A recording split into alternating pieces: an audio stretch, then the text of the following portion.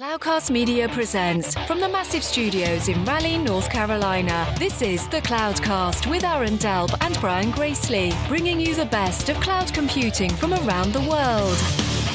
Good morning, good evening, wherever you are, and welcome back to the Cloudcast. We are coming to you live from the massive Cloudcast studios here in Raleigh, North Carolina. Joined, as always, for our Cloud News of the Month recap, Aaron Delp, Brandon Whichard, joining as sort of, kind of permanent co-host on the monthly thing. Boys, how you been? How was your New Year's? How was your January? Been fine. Football season's over, so it's a little bit depressing. We only have one more game left and no games this weekend, but we're getting through it. And luckily, there's lots of exciting tech news to distract us from the lack of football. Yeah, Aaron, you're in a new location. How's life down at the beach? It's not bad. It's not bad. Yeah, I'm in the process of going through my mom's old place, and so I have the I guess you could call it luxury of having a place at the beach, but now I got to clean the place out. It's got wall to wall stuff and stuff in the closets, and it'll be an interesting couple months. Yeah, be careful what you ask for. So yeah, Brandon mentioned football. We can't do a Cloud News of the Month without having some sort of commentary on football. I'm going to throw this out there because we talked a lot about college football. There's always a college football minute here on this show. I thought the college football playoff stunk. I thought too many of the games were blowouts. Yes. What did you guys think of the overall college football? The first 12-team college football playoff.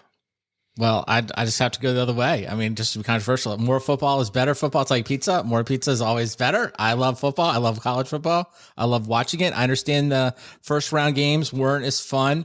I was tied into a lot of them personally, so I felt the losses personally. I felt the blowouts in a way that I won't go into detail on this show. And then I actually thought the second and third round games and the championship games were pretty fun. Certainly living here in Texas, there was a lot of sad Texas fans on what became an epic play. So I'll go the other way. Love college football. Give me more. Expand it to 14. Bring it on.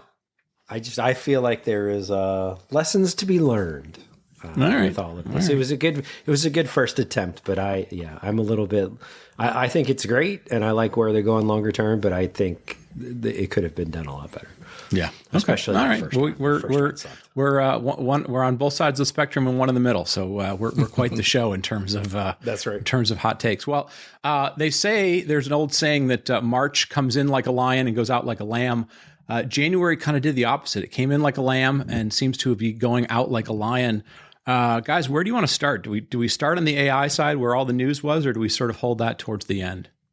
I think we have to start with DeepSeek, right? I mean, okay. I feel like we had a month of news in like all of a week. So, I mean, that seemed to be the biggest thing. DeepSeek came on the scene, right? Released its new model and seemed to shake up everyone from the tech world to the stock market.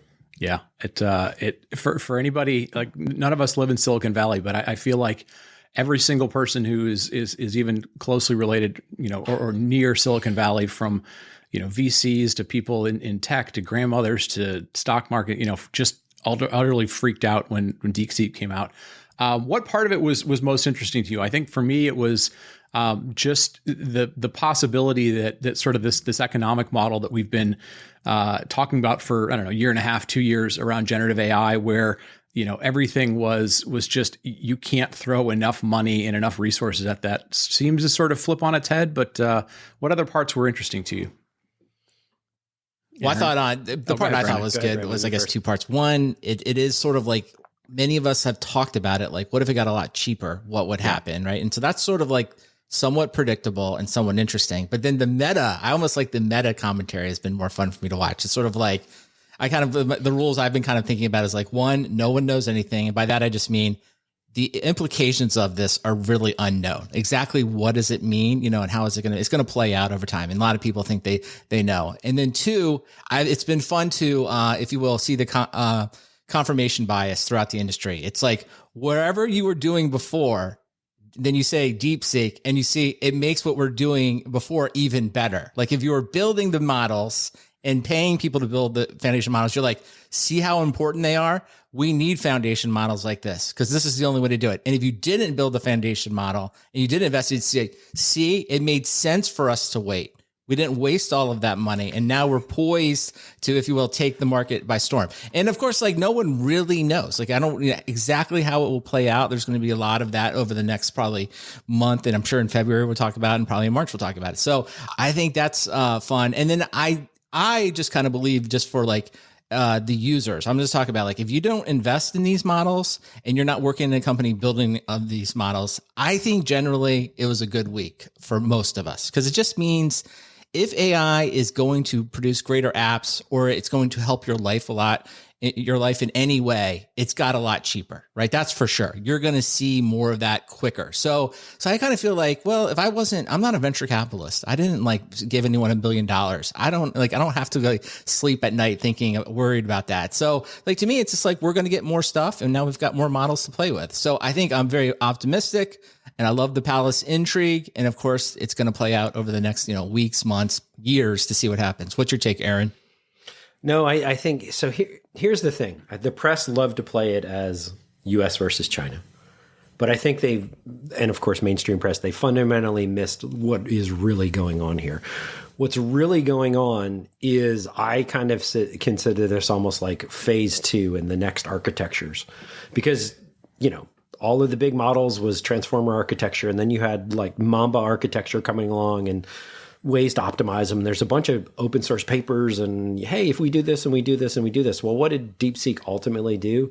They took a bunch of really smart computer science PhDs, and they took a bunch of the open source papers that were out there and played around with the models and mixed and mashed together all the optimization techniques and came up with a better model.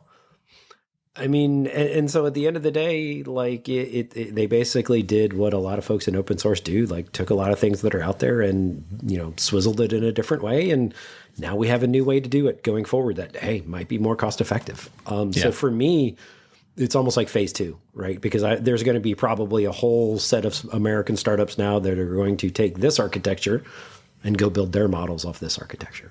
Right. Yeah, I think Brandon was right. Like we figured out, people have figured out ways that everybody was a winner in this. Everybody figured out a way to spin this so that they were a winner.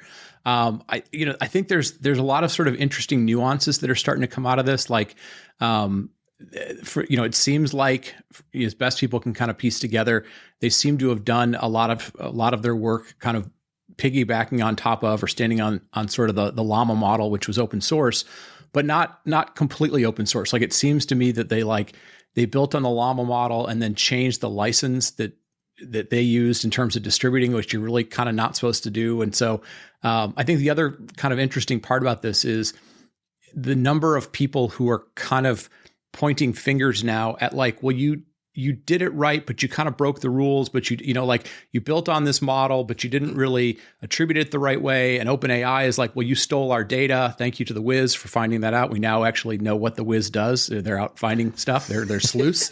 And so, the guys who were like, oh no, it's perfectly fine to steal everybody else's data because it's not really copyrighted, are now like, hey, you stole my data. I think we're in the complete Wild West, right? There are no rules for real. There is no enforcement of any rules. All the people who were like, I'm on the side of like small tech from a VC perspective is like, oh yeah, we didn't want any of that protectionism for what we were doing. But now they're like, well, maybe we should make sure that the American model win. Black is white, left is right, up is down, dogs and cats sleeping together. It is definitely 2025 is going to be the year that there are no rules, and we're going to kind of realize that there aren't any rules. So, I felt like that was a really good contrast, because it kind of came from out of nowhere. Although people, love to claim that, like, oh, I was covering DeepSeek for months and months and I knew what they were doing. Kind of comparing it to the thing a week before with the Stargate announcement, which was very much if we pile up money to the moon, then we have the possibility of doing this. And people were, jumping on board with that. Oh my gosh, look at what America's doing. We're marshaling all of our resources. Forget the fact that all the money was supposedly coming from, Japanese VCs and Middle East VCs and all that sort of stuff. I felt like I don't remember seeing a contrast in two news stories in such sort of short time frame in a long time. Like, I don't feel, I can't remember anything that was like that in a long, long time. So yeah, it's the AI space is going to get very, very interesting. But like Brandon said, I think everybody is going to sort of claim to be a winner out of this, which makes this just as much fun.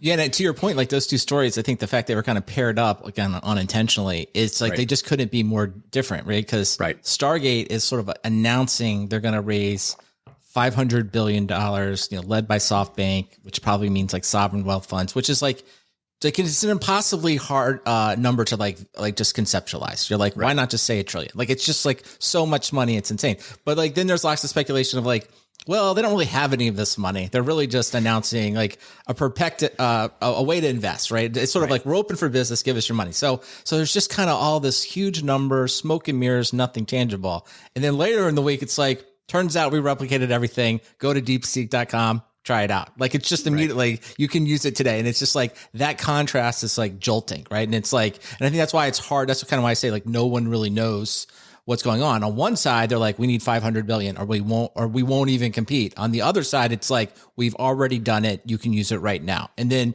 somewhere in between lies probably what's going to really happen. So it was like, I think you can't pick two stories more opposed in 1 week around AI. Yeah. Well, the other thing I think it highlighted I'm not real excited about this. Like, you couldn't read a story between the two of those things that was like, okay, half the story is going to be sort of the technology, sort of the speculation about it. And the other half are, what are the political ramifications? Whether it was Elon or US versus China, or, was this done, with Trump's endorsement or without Trump? And that part I'm not really looking forward to, because I do feel like the scope of what's going on here, whether data is safe or not safe, like this is going to be a very politically charged stuff, which unfortunately makes it very hard to start to figure out like, well, what's actually true versus what's, being spun in one way, shape, or another. So that piece I'm not necessarily looking forward to. Couple of other things that sort of got buried within, sort of buried within there on the AI side.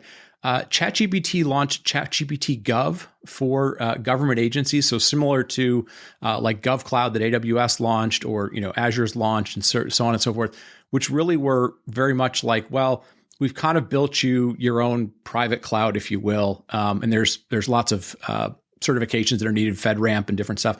This one seems like, how in the world are you going to do that? Since this is all about data, like, are they implying the idea that they're going to take a certain level of like unclassified data, classified data? Like, I don't totally, I mean, I get the concept. They're like, hey, we want to allow, somebody in the commerce department or something to be able to use ChatGPT, but like, have you seen anything more than this, other than just being like, what are you doing? Like, where are you getting this data from?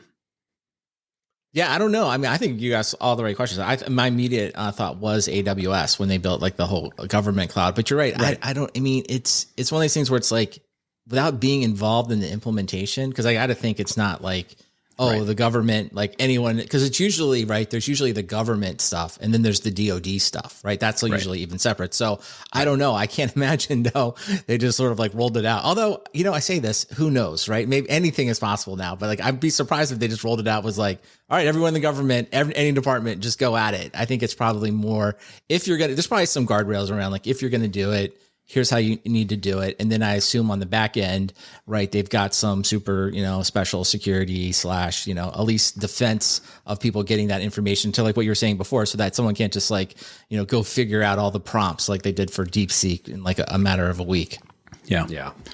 And the other thing I was going to add too is and again, I don't know, like you, I've been asking a lot of questions about it, but one of the questions I have been asking is, like, does this mean, one of the reasons that they stood up this entire instance is because, like, then there's no, like, they won't save the prompts, or they won't be trained in the future, or there won't be any harvesting of data. And so I would imagine it's a little bit too of like, hey, we need to do business with this community. This community has a certain amount of expectations and security things above and beyond everyone else, and we're willing to go there. But I don't know what the details are. But I'm assuming there's a lot of things around that. Well, I can only imagine the questions, given that OpenAI doesn't own their own data centers. So, even at the most basic isolation perspective, like, is this really just an extension of an Azure data center? Do they have to, whenever they announce stuff, do they essentially have to co-announce it with Azure? Because now you've got this Stargate thing, which again is down in Texas, isn't in the government. And you got to imagine if this stuff, kind of goes any further, that you're going to have something like what happened with, with the last GovCloud type of thing, where they were like, okay, we want to open this up to competition from Oracle and the others, to the point where they essentially are, the government, they are essentially saying like, no, the models are commodity, right? Because I want to be able to switch between them. I want to be able to, do my government thing where I've got 2 or 3 vendors that all sort of look, I want you to all look the same. It is going to make it for sort of a hard thing to quantify for them, given government contracts and so on and so forth. Well, and I will add this because I do have, not related to this, but I worked with a SaaS application at previous company, and we worked on FedRAMP stuff, and the level of operations reporting and certifications you have to do is, it's pretty mind-boggling, down to, where are the data centers, who has access to the data, are they U.S. citizens, background checks, security clearances, like to even get near the gear that even hosts everything, right? So it's a whole other level of both introspection as well as, certification to just own and operate this stuff. It is not simple by any means. No. Let's shift gears. I think we've covered the 2 or 3 sort of big AI things. I'm sure there was a million other things. I know that Alibaba just the other day came out with another model that apparently said they were faster than the. We'll skip that. We'll save that for February till it shakes itself out. Let's talk a little bit about cloud stuff. Not a ton of cloud news, but a few things that sort of definitely fit on our bingo card for sure. The first one that is sort of feels like it's a real thing or the beginning of something that people ought to start tracking. Microsoft announced their earnings, continue to do well, as Cote would say. They're making lots of money. I don't know why anybody's complaining, but their cloud group fell short of their projected earnings numbers. And the reason that was sort of given has been spun, listening to a few different things is, in essence, 2 things. One, their margins aren't nearly as high, which makes sense given the amount of AI stuff they're doing. And we know that AI stuff just costs more. The GPUs cost more than CPUs, all that kind of stuff.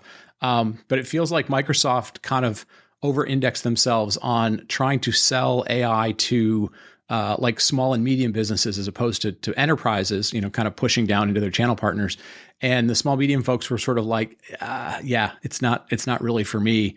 And that distracted them from buying they were doing on other cloud stuff. So I think the net of it, the TLDR on this is, I think it's going to be very interesting to see how much the attention that AI is getting in IT organizations and businesses versus their day-to-day cloud stuff kind of rolls itself up into, which side of the house in these clouds are making their money, making their profits and so forth. It's going to be interesting to watch it in Google and in AWS as they announce their numbers coming up. So here's my big question about this stuff. One number jumped out at me from the link there, and it was, I don't remember the exact number, but it's in the billions. I want to say it's like 15 billion or something, was the Microsoft AI revenue. I saw that. And I was like, well, the last thing I heard, it was like 200 million, Copilot revenue. Right. And I was like, how do we go from 200 million to 15 billion? And are we playing the, hey, let's take, the Office 365 revenue and put it in with the cloud revenue and come up with this weird mixed number? Like, my biggest thing was like, yeah, okay, great. They fell short. But did they fall short because they took a bunch of money out of the one bucket and put it in the wrong bucket, and the report didn't come out right? Like, I'm just struggling with where are you getting 15 billion in revenue for AI? That's my simple and only question to them. Yeah, to that end, I just looked it up here. Technically, it's 13 billion. So there you 13 go. billion. But nonetheless, I agree with you. It seemed to be, it does feel like, and we've talked about this many times on many podcasts, like Microsoft's cloud earnings are just messy, right? They sort of include lots of things, and, I think they can move stuff around. But, I always think it comes back to, we always look at these in groups of 3. So surprised, like I was surprised they were down, right? Because I always think like regardless of all the AI hype, it's still like, we talked about this all the time. It's really, server, compute, storage, networking, right? That's what drives these high level numbers, these big numbers. And so I'm interested, of course, as always, but now with this data point going into the Amazon earnings and the Google Cloud earnings, that will be interesting. Like if they're all slightly down or slightly missed, their earnings, that will be a trend. We'll be like, because all of these various executives say it's early innings. It's always early innings, right? Well, at some point, if you're not growing, you got to at least be in the middle of the game, or some other metaphor has to take over. But we have seen this before, right? We've seen AWS kind of slid back for a while, but it's been unique to them, and they've sort of roared back. And then so maybe Microsoft's doing the same thing. So if it's mixed, if Google and AWS, I'll probably just be like, well, whatever. It was just, the Azure sales team had a bad quarter. They'll be back. So, it's like, is it a trend, or is this data point? I guess we have one data point. I'm not willing to call it a trend yet, but I think we should watch closely. Yeah, no, absolutely. Absolutely. Yeah. And to Aaron's point, I think we put a link to maybe like one of the Yahoo articles. Apologies to Jordan Yvette. I didn't link to his CNBC articles. We usually do, but yeah, they have a breakdown of, kind of the weird way that Microsoft, defines Azure, because it's still like intelligent cloud plus some productivity stuff and some other things. And it does feel like they did a lot of counting of, hey, we put AI in Office 365. Hey, we put AI in GitHub Copilot. We put AI in this stuff. And it feels like they're counting like an AI checkbox in a big bundle that they sell. And, again, they have to account for certain things, certain ways, because they're obviously spending a ton of money on GPUs and so forth. But it does feel like they're playing a lot of games, especially, if you just use as a proxy, if you go, okay, well, for every dollar that Microsoft makes on AI, they're probably some percentage of that's going to OpenAI. And OpenAI said what? They did like $5 billion last year. So, congratulations for Microsoft if they're able to mark up OpenAI 3x, but I don't think that's necessarily what happened there. So yeah, be worth digging into. I've got a couple of news stories that I think we just want to have as regular segments now for the Cloud News of the Week. The first one is a company called Yellowbrick, who is apparently a SQL cloud provider. They repatriated back to public cloud or to private cloud, saved $4 billion. Or $1 million. $4 million. Yeah, not $4 billion. $4 million. You got to go from AI terminology. That's right. It is hard to switch mentally. It's just an M. We're only talking about M's. It's just an M. I think I'm going to bring that up. It's only 4 million. I'm going to bring that up in work meetings. Oh, we're only talking about M's today. Okay, cool. Let me know when we're talking about B's. Yeah. So they are the winner of the month of repatriation. We're gonna try and track at least one repatriation a month. They save $4 million. So cool. So we have another data point, Brandon, for the trend that we're not sure is actually happening. But we have DHH's company, and we now have Yellowbrick. So congratulations, Yellowbrick. It looks like they were spending $6 million. Now they're spending $4 million. So who knows? Come on the Cloudcast. Tell your story. That's what you should tell them. We want to know more. Tell us what you did. Yeah. And another story that we didn't think we'd necessarily be talking about in 2025, Broadcom is apparently, people are writing about Broadcom is pushing customers not to do 1-year deals, not to sort of, dip their toe in the water and see if they can do a transition. They're pushing very hard for 3-year deals. So sounds like we're going to have to be talking about VMware again in 2025. It doesn't sound like we'll be actually talking about the technology of VMware, but we'll just simply be talking about, kind of the give and take between, do we want to keep paying these things? But it sounds like Broadcom kind of wants to get ahead of those stories and is only pushing people to be able to sign 3-year deals, which again, I guess there's articles to be written. I'm not sure if there's any commentary for us to make about that. I just think this is the full Broadcom. I think we probably talked about this is what was going to happen, and this is what is happening, right? They're just like, yep, we're here. Yeah, we know you don't like it, but we'll take this money for 3 years. Yep, agreed. We hear that you are very upset by that. Now, when would you send us a check? I tell you what, let's go out to dinner one more time. You get it all out of your system, and now you're going to pay us. And generally, it's working, right? I mean, it's like it is a boring story because it's like it works. It's just kind of like in the trenches, and like it's you have to say it's a good business strategy, right? They're doing what they set out to do, so it is what it is. They're not backing down. Absolutely. And the trend I was going to say too is like I think when you sign a 3-year deal, because here's the thing, like you can sign a 1-year deal because it might take you 1 year to migrate off anyway. And so you can kick that can down the road and like maybe you want to migrate off. If you sign a 3-year deal, you're not migrating off. And so I also think it just, all those ones that like were on that cusp of like, hey, maybe I'll just do a 1-year deal and we'll migrate off and then we're done. And they're just like, nope.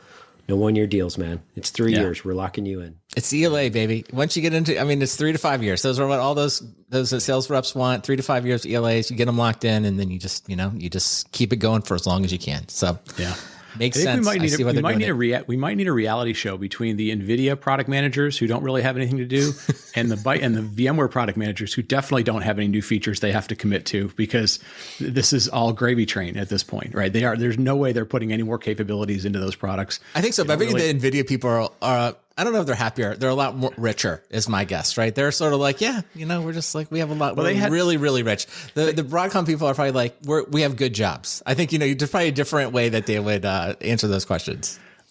Well, yeah. And the NVIDIA folks, they had one day when they were all calling their broker being like, oh my God, the stock went down. Should I get out? Is everything going? And like for those who didn't actually get through because their broker was busy or whatever, the next day the thing sort of stabilized and got back to normal. And they were like, oh, okay, forgot. I'm still super rich. Thank God I didn't sell all my stuff. I'm back, baby. Last thing I want to talk about, because again, this was kind of a quiet month, even though there was some news. This is going to be another segment that we're going to do, and we really only have one rule on Cloudcast, and I think you guys are on SDT sort of have a similar rule. I mean, we have all sorts of sayings, follow the money and don't try and change your company culture, don't take that job. But our one rule is we absolutely believe wholeheartedly that everybody should have the opportunity to be very, very mediocre at their job, but make a ton of money, but only one time. And after that one time that you make a ton of money, we do not want to hear about you anymore. If you decide you want to be dumb enough to not be on a beach and get back into tech, we don't want to hear about you. We're not going to talk about you. There is somebody who did that. We're going to call out Mr. Pat Gelsinger, and we're not talking about you anymore.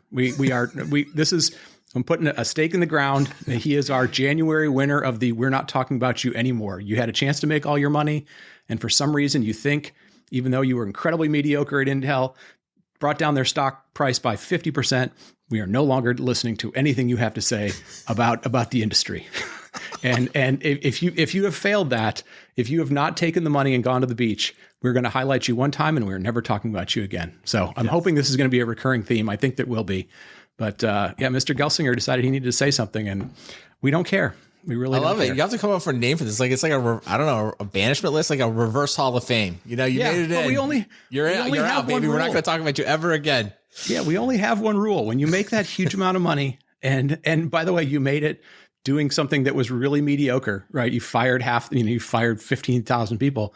Like you're done. You don't get to talk anymore. We won't go into the story thing, but it was funny just to see it kind of come across the wire, because it's like almost being at a party or something, and it's just like someone out of left field. It's like, I didn't even know you were here. What are you doing here? Like, what are you doing talking about this? This isn't like, I thought you left 2 hours ago.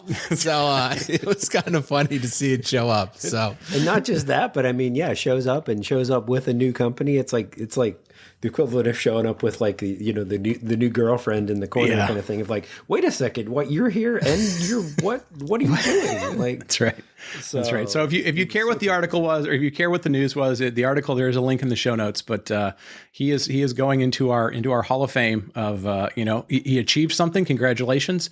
We're not talking about you anymore. I don't care what the topic is. But he's out. So if you have an idea what to call it, email us. But I think I like the reverse Hall of Fame. I like the reverse Hall of Fame. That's the leading one so far. There we go. We've got 2 things you can reach out to us about: November news and the reverse Hall of Fame. Now, another thing to talk about. Well, guys, I think that's everything. We could talk about TikTok being banned, but that came and went. Didn't seem to bother anybody. People are back on TikTok. My kids are wasting their time on that. I assume everybody else's kids are wasting their time on that. I will say this real quick about the TikTok. My oldest, she did. It was funny. I was like, "Oh, TikTok's back," and she's like, "I don't know if that's a good thing." She's like, I just realized in that however many hours it was down, how much I was. She changed her life in 8 hours. Yeah, she was just like in the 10 hours I was without. I was like, I rethought whether or not I was doing the right thing. I love it. It made her come to a conclusion. It was like when COVID and we all stopped traveling. It was like, holy crap, what just happened to my life? That was her moment. The joints on their fingers got better. Their posture got better. They weren't looking at their phone as much. Good things happened. Yeah, the only thing that's interesting to me about the TikTok stuff is just how much Oracle Cloud now is trying to sort of be like, I'm going to wedge my way into every one of these, like they want to buy TikTok, they want to host TikTok, they want to be part of Stargate. Like that feels like the only time we talk about Oracle Cloud, which might be perfectly fine. If that's their strategy. It's just, it seems a little unusual. But I think it's the nothing to lose strategy, right? They're not, exactly. They're just not, trying to find a way in that top 3. And it's like, you're not going to get there by just selling more compute and storage and networking. People got that. So you got to do something. So I think, well, we'll see if it works. Number 1 in headlines, number 1 in press releases. That's a start. Well, good. Well, guys, listen. January, like I said, wasn't the busiest month. It ended very hot, which I think lends to February, even though it's a short month, might give us a lot of things going on. It'll give us the Super Bowl. We'll figure out if Taylor Swift wins her 3rd straight Super Bowl and other important news like that. But guys, thank you for listening. Brandon, again, thanks for continuing to co-host and put up with our nonsense. And folks, if you have any questions, show@thecloudcast.net. You can always hit us up with things. And with that, I think we'll wrap it up and we'll talk to you next month. Thank you for listening to The Cloudcast. Please visit thecloudcast.net to find more shows, show notes, videos, and everything social media.